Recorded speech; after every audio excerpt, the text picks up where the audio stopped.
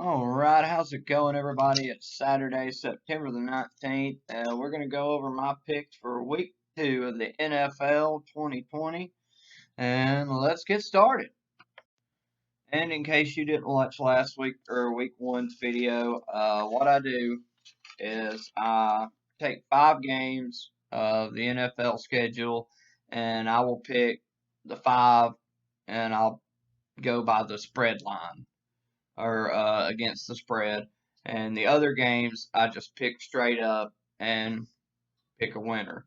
Now, the games I pick against the spread, and just FYI, I'm not a professional bettor. I do this for fun, so please, you know, do not take my bet or my picks as worth anything. They are not.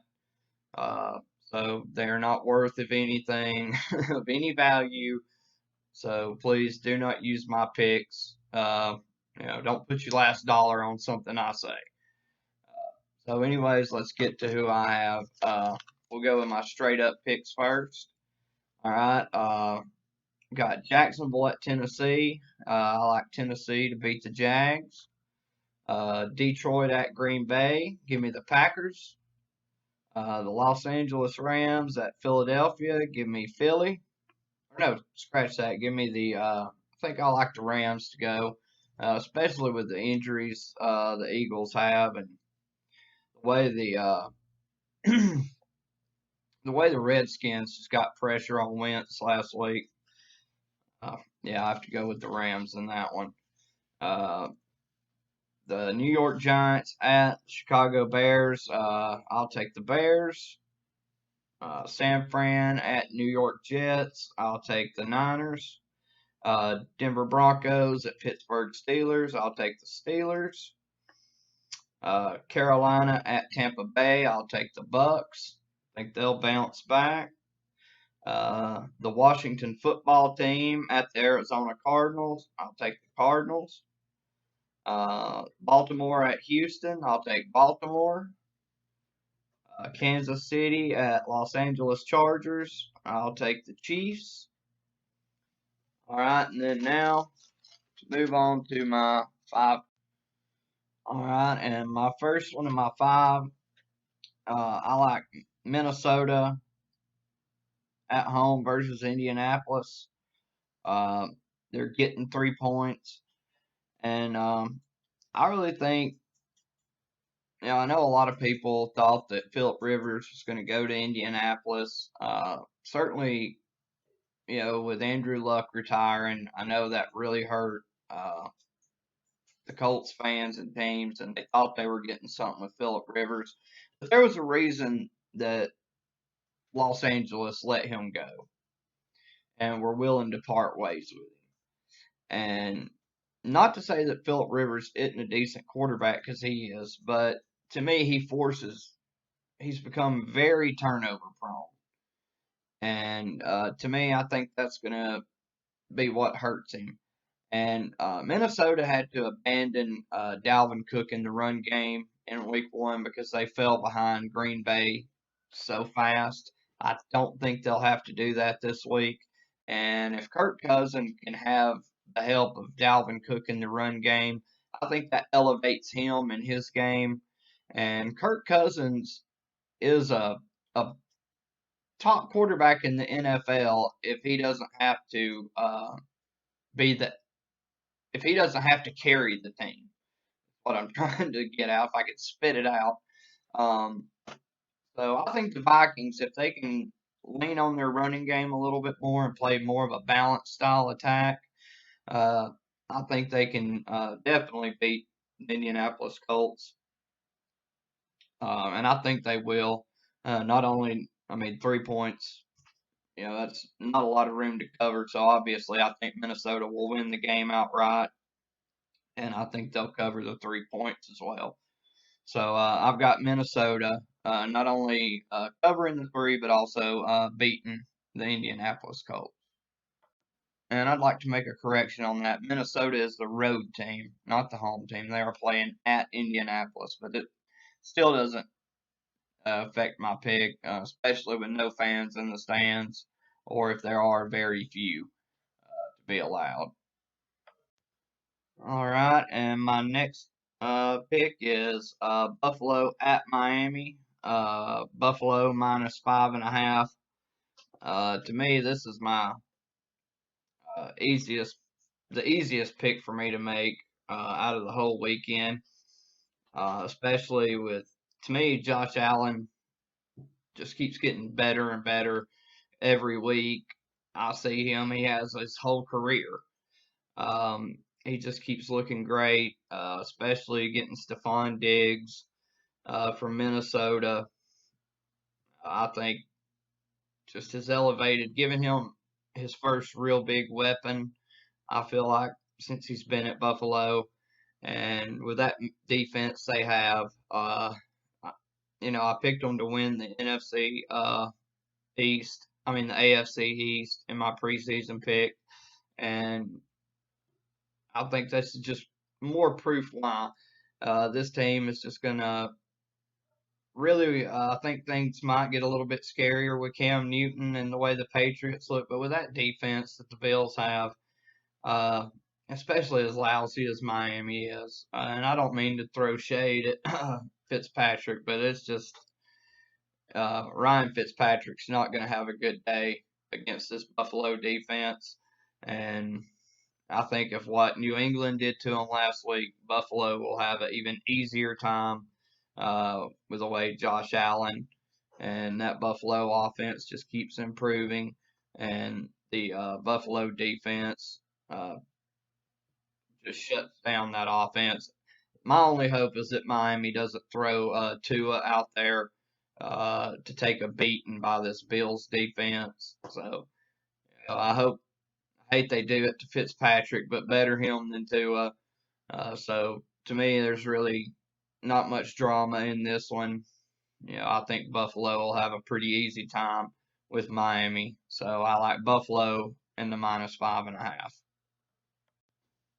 All right, and my next pick, I've got Dallas minus 4.5 at home versus the Falcons. With both teams coming off week one losses,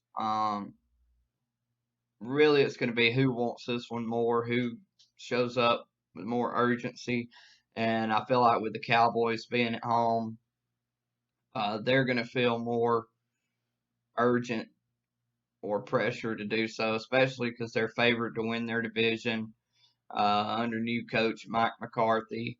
Um, and I just feel like being at Cowboy Stadium, even with the COVID situation, I just feel like the Cowboys will come out fired up, ready to go. I know their defense is a little banged up, and that is, to be honest, that is a little troubling, especially with the way the Falcons torched the Seattle defense.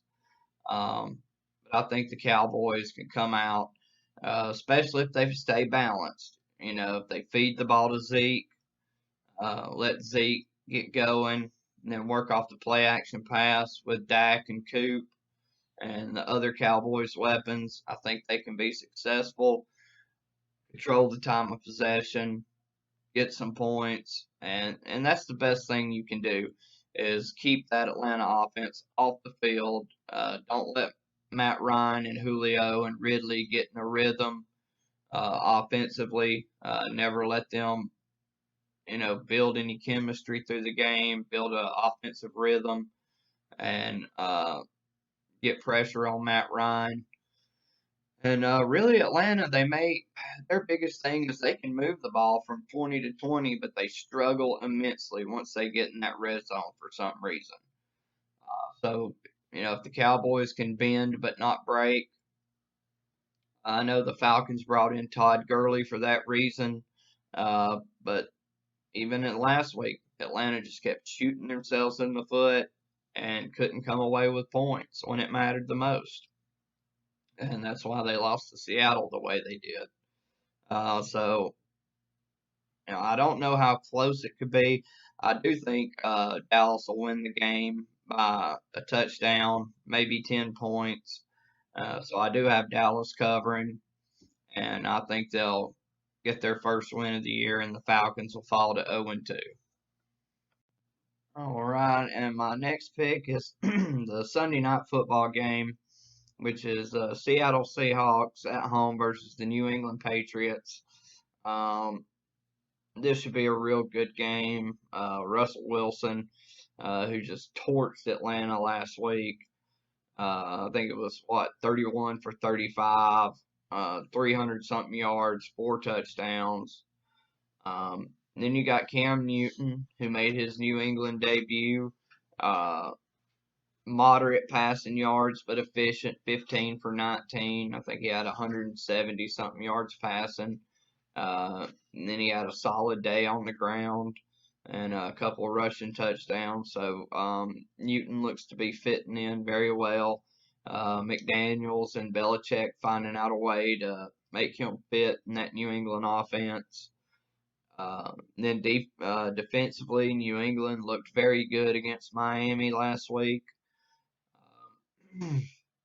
That would be Seattle. Got pretty much toasted by Atlanta last week, giving up 450 yards to Matt Ryan and the Falcons offense.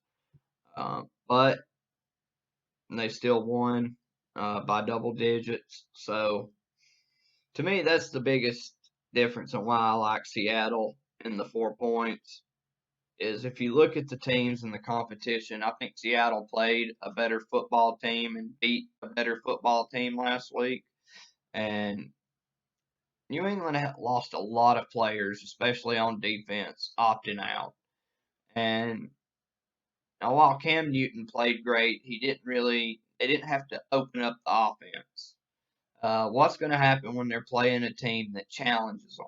And Seattle is going to make Cam Newton and them play from behind at some point.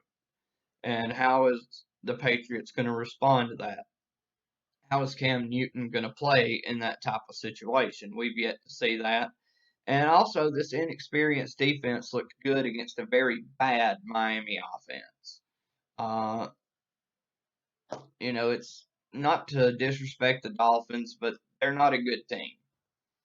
And, when New England, as young as they are, they just shut them down. And they're not playing the Miami offense this week. They are going against a totally different monster. And I think Russell Wilson's going to show them and expose them for that. So I see Seattle getting the win by more than 4 points. I could see a 10 to 14 point win for Seattle on Sunday night, maybe 28-17, 35-21, something like that. But I think the Seahawks get the win at home on Sunday Night Football. All right, and last but not least, the Monday night game. All right, and last but not least, the Monday Night Football game. We've got the Las Vegas Raiders opening up their new stadium in Las Vegas against Drew Brees and the Saints. The Saints coming off their win over division rival Tampa Bay and everybody's preseason favorite Bucks, or at least a lot of people's. So, I'm kind of attacking this at this angle. And this is why nobody should bet money on my picks, because I'm taking this from the emotional side of it. I'm going as if this is kind of a trap game for the Saints, as they beat their division rival, the team that everybody talked about all preseason, how they got Tom Brady. They've got all these weapons. Now the Saints are no longer the favorite. Blah, blah, blah, blah, blah. Well, the Saints proved that wrong last week, or at least they felt like they did. They lose what many considered the best receiver in football, Mike Thomas, last week. So Drew Brees is without his best weapon. And the Raiders are opening up their new stadium in their new city, their first home game ever in this place. To me, I just feel like it's a trap game for the Saints. and I feel like the Raiders are going to pull the upset. I mean, Monday Night Football in Las Vegas, first time ever in that city, to my knowledge anyway. It's a shame that that stadium will not be packed out. It is. It's just a tragedy. But it is what it is, but I feel like much like the Rams beating Dallas last week, I feel like the Las Vegas Raiders, especially without the Saints having Michael Thomas, uh, I've just got a feeling that the Raiders are going to pull the upset. They've got Josh Jacobs, Henry Ruggs III, Jason Witten, uh, and many other weapons. And I've got nothing more than just this hunch. I think the Raiders will pull the upset. They're getting 5.5 points at home versus New Orleans, and I think they're going to stun everybody by getting the win at home. Their first win in Las Vegas as the Las Vegas Raiders. I wish I had better proof than that, or something more solid. I mean, Josh Jacobs is he's a swift army knife in the backfield. You can attack up the gut. You can use him as a receiver out of the backfield. I think John Gruden knows how to use a running back and a weapon like that. Ruggs is a speed demon, and the Raiders do have weapons, and they can expose the Saints like that. And I think the Saints being without their best weapon, the Raiders got a chance, and I think they take it, and I think they do it. So that'll get my weekend, my picks for NFL for week 3. I appreciate you joining in, and well, I appreciate it. And y'all take care. God bless. Peace.